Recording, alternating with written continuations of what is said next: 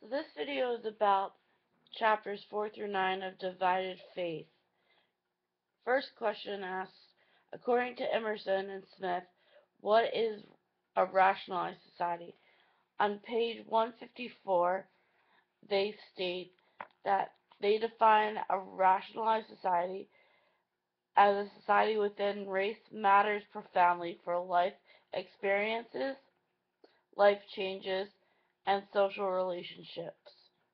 The rationalized society in the United States, we say, is characterized by low intermarriage rates, de facto segregation, social-economic inequality, and personal identities and social networks that are racially distinctive.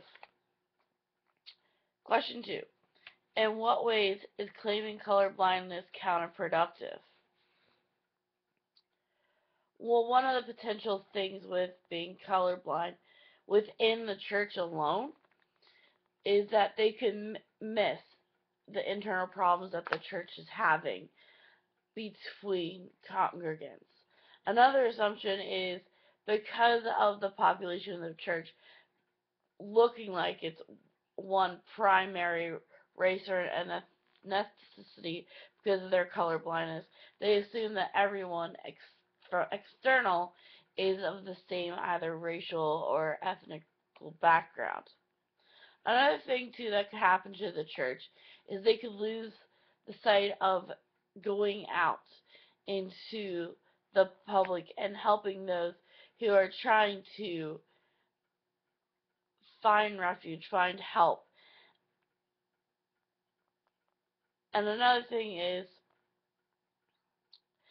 it could make your church look like they don't care about what's going on around them in the society that they live in when there's others of other race who live within that area surrounding of the church.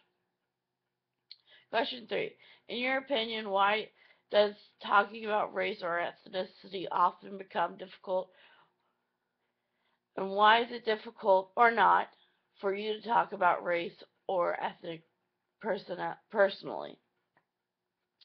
I believe it's difficult to talk about race and ethnicity due to the fact that of other people's differing opinions. These opinions can be developed either through your growing up with your family and what their past generations have taught them about race and ethnicity and how to view it. Also, the influences you get from those around you, whether it be your friends from school, your close friends who may not go to school that you go to, even your relatives, church members, how they view race and ethnicity of people. For me personally,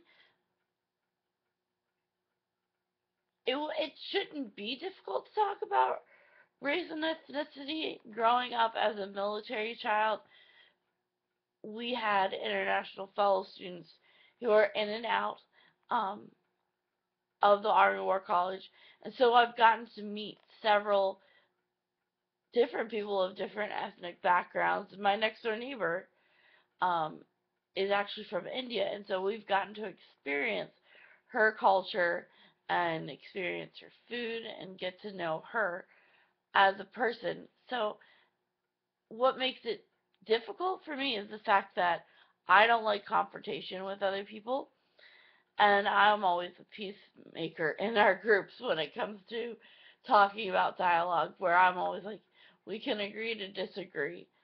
And one of the things that always jumps out to me when thinking about race and ethnicity, um, especially as a Christian, is the verse from Matthew, um,